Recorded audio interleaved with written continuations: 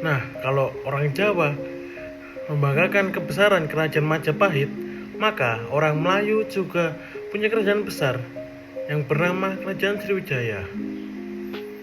Saya, Jonathan Dewa Krisnatma Bendra, nomor absen 17 dari kelas 10A, akan menjelaskan tentang Kerajaan Sriwijaya.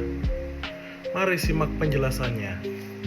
Penjelasan akan dimulai dari yang pertama, latar belakang Kerajaan Sriwijaya. Yang kedua, masa kejayaan Kerajaan Sriwijaya. Yang ketiga, fase kemunduran Kerajaan Sriwijaya. Keempat, bukti peninggalan Kerajaan Sriwijaya. Dan yang terakhir, daftar isi dari materi-materi yang saya ambil untuk membuat penjelasan ini. Kerajaan Sriwijaya sendiri terletak di wilayah Sumatera bagian selatan. Diperkirakan pusat pemerintahannya terletak di tepi Sungai Musi, atau yang sekarang kita sebut Kota Palembang. Pada awalnya, pusat pemerintahan Kerajaan Sriwijaya berubah-ubah. Semula Sriwijaya berpusat di Minangatamuan, lalu berpindah ke Jambi dan berakhir di tepi Sungai Musi atau Palembang. Nama Sriwijaya sendiri berasal dari bahasa Sanskerta, di mana Sri berarti bercahaya atau gemilang dan Wijaya berarti kemenangan atau kejayaan. Dengan demikian, Sriwijaya dapat diartikan sebagai kemenangan yang gemilang atau kejayaan yang bercahaya. Kita semua tahu bahwa Kerajaan Sriwijaya adalah kerajaan yang besar yang telah berkuasa selama berabad-abad. Kerajaan ini juga disebut kerajaan maritim pertama di Indonesia dan juga kerajaan nasional pertama di Indonesia. Tapi siapa di balik semua ini? Siapa pendiri dari Kerajaan Sriwijaya? Kerajaan Sriwijaya berkembang pada periode 7 sampai 13 abad Masehi. Lebih tepatnya dimulai pada tahun 671 Masehi. Didirikan oleh Damputa Hyang Sri Jayanasa dengan corak 100% agama Buddha. Menurut prasasti Kedukan Bukit, Sri Jayanasa mengadakan perjalanan dengan memimpin 20.000 tentara. Dalam perjalanannya, ia berhasil menaklukkan daerah-daerah strategis untuk perdagangan, sehingga hal ini mendorong kesejahteraan Sriwijaya ke depannya.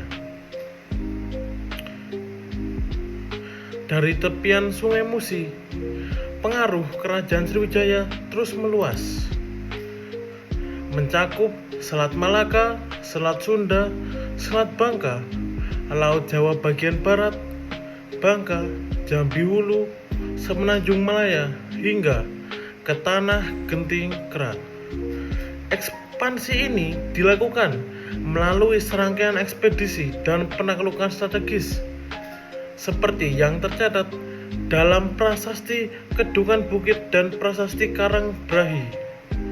Tujuan dari perluasan wilayah ini adalah untuk menguasai perdagangan maritim utama di Asia Tenggara, yaitu Selat Malaka, menjadikan Sriwijaya sebagai pusat perdagangan dan kekuatan maritim yang sangat besar pada masanya.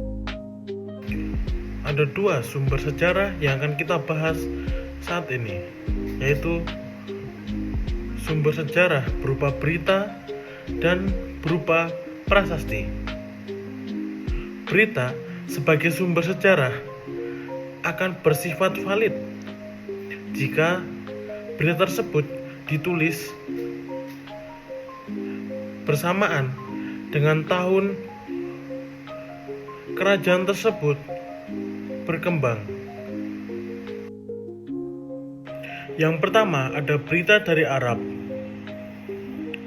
Zabak adalah pelafaran Arab dari Sriwijaya. Di catatan tersebut tertulis Sabak, sebuah negara yang lebih dekat ke Tiongkok daripada India. Negara tersebut terletak di sebuah pulau bernama Swarna Dwipa.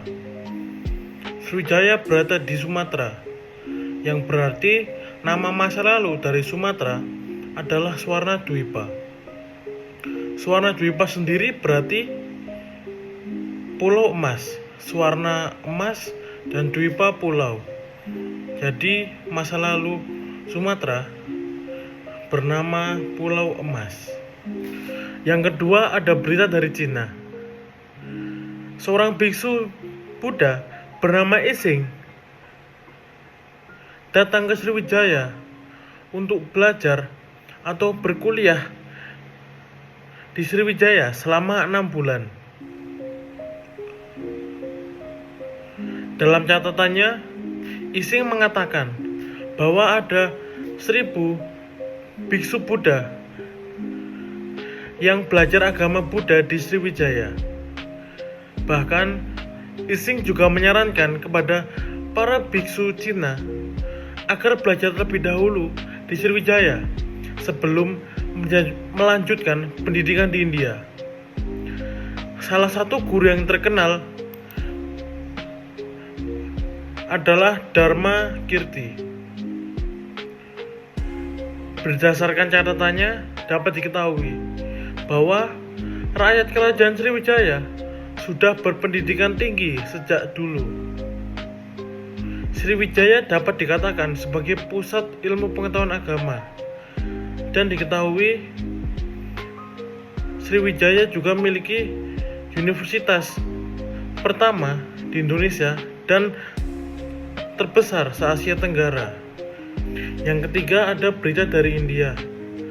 Berita ini berwujud sebuah prasasti, yaitu prasasti Leiden.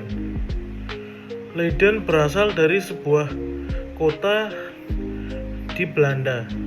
Saat ini prasasti ini disimpan di sebuah museum di Leiden, Belanda.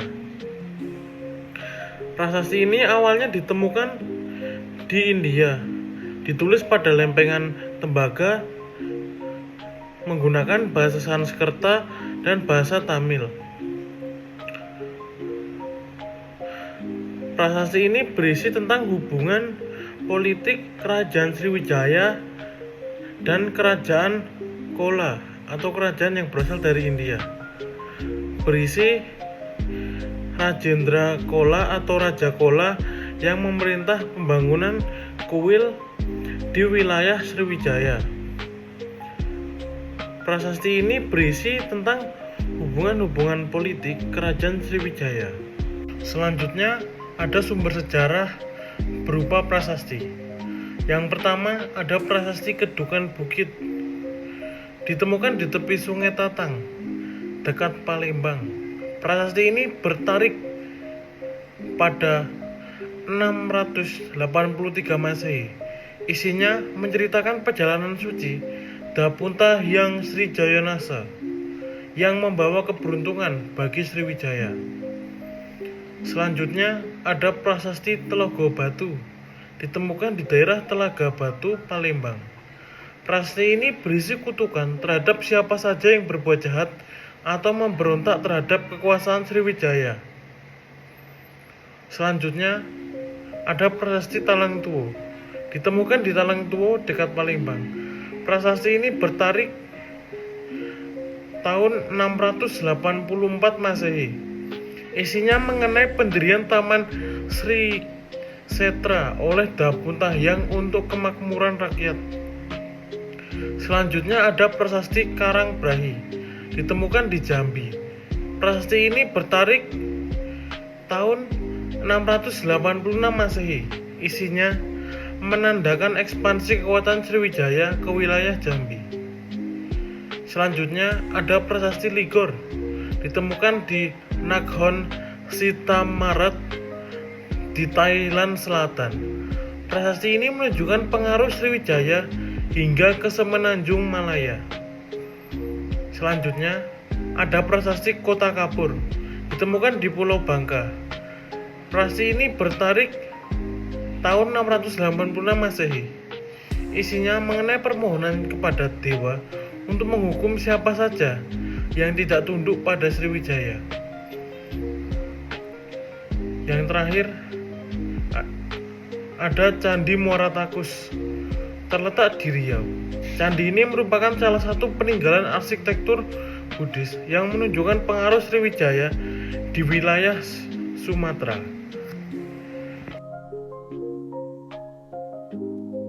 Setelah membicarakan semua latar belakang, saatnya kita masuk pada fase kejayaan Kerajaan Sriwijaya. Kerajaan Sriwijaya mencapai puncak kejayaannya pada abad ke-8 hingga 9 Masehi di bawah pemerintahan Raja Bala Putra Dewa. Pada masa ini, Sriwijaya berhasil menguasai jalur perdagangan maritim utama di Asia Tenggara, yaitu Selat Malaka. Selain didominasi perdagangan, Sriwijaya juga menjadi pusat penyebaran agama Buddha, menarik banyak biskop dan pelajar dari berbagai wilayah untuk belajar di Sriwijaya. Kerajaan Sriwijaya menjadi kaya dari maritimnya karena letaknya strategis di Selat Malaka, menguasai jalur perdagangan utama antara India dan Tiongkok, memiliki armada laut yang kuat untuk menjaga keamanan perairan. Membicarakan keamanan perairan, Kerajaan Sriwijaya memiliki sikap yang unik terhadap perompak di laut, karena mereka berpikir untuk tidak mengalahkannya, tetapi mereka mengajak bekerja sama perompak laut tersebut. Mereka memberi upah perompak laut tersebut untuk menjadi patroli atau polisi laut. Melanjutkan, Kerajaan Sriwijaya serta menerapkan sistem pajak dan bea cukai bagi kapal dagang yang melintas. Dan juga Sriwijaya memiliki jasa pinjam kapal untuk para pedagang-pedagang yang ada di Sriwijaya atau menepi di Sriwijaya. Karena dominasinya di Selat Malaka menjadikan pusat perdagangan maritim yang makmur di Asia Tenggara. Setiap ada awal, pasti ada akhir. Setelah membicarakan masa kejayaan Kerajaan Sriwijaya, saatnya kita membicarakan fase kemunduran Kerajaan Sriwijaya. Fase kemunduran dimulai oleh Kerajaan Colomandala. Serangan berulang dari Kerajaan Colomandala dari India melemahkan pertahanan dan struktur kekuasaan Kerajaan Sriwijaya. Secara berangsur, wilayah-wilayah taklukan terdahulu seperti Ligor, Kelantan, Jambi, dan Sunda mulai melepaskan diri, menandakan memudarnya kendali pusat kerajaan.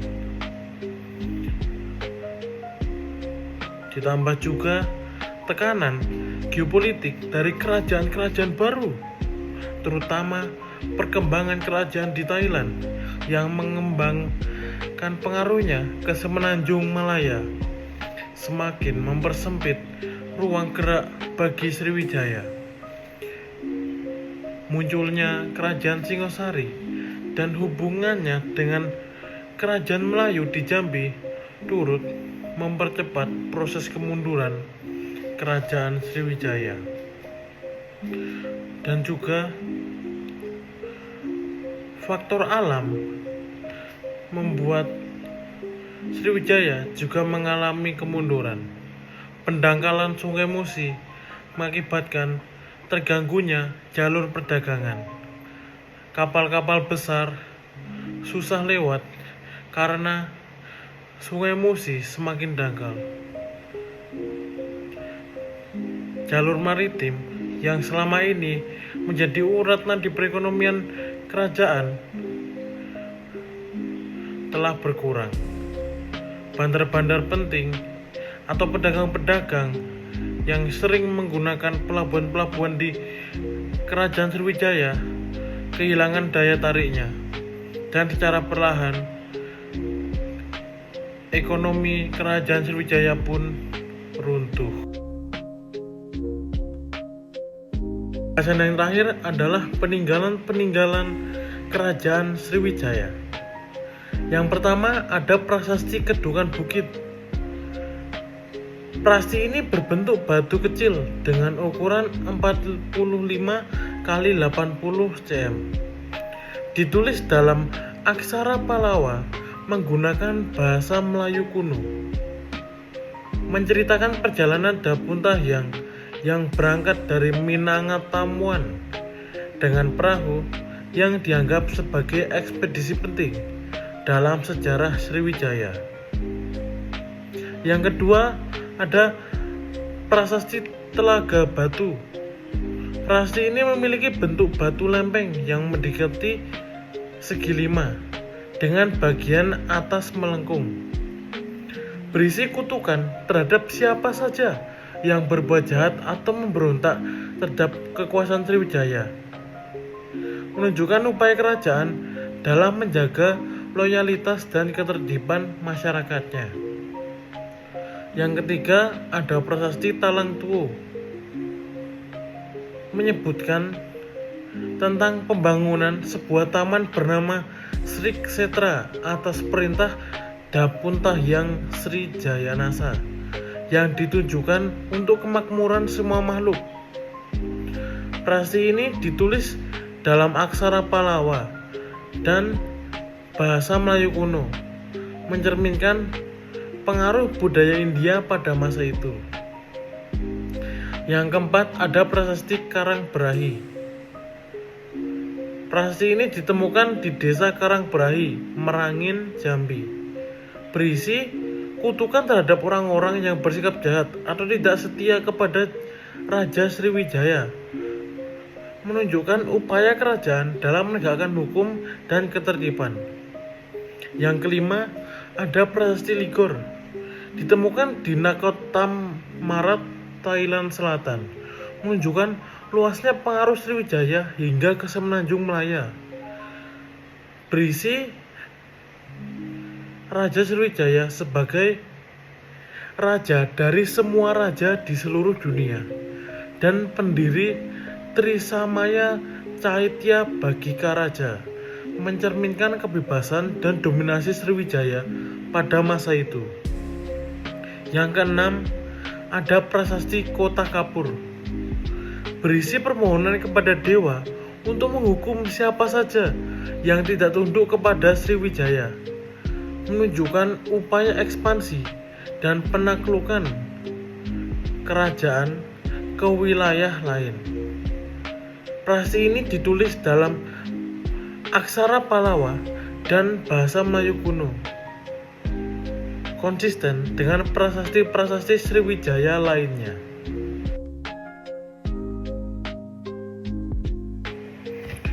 Dan yang terakhir, ini adalah daftar isi yang saya gunakan untuk menyusun materi-materi sebelumnya.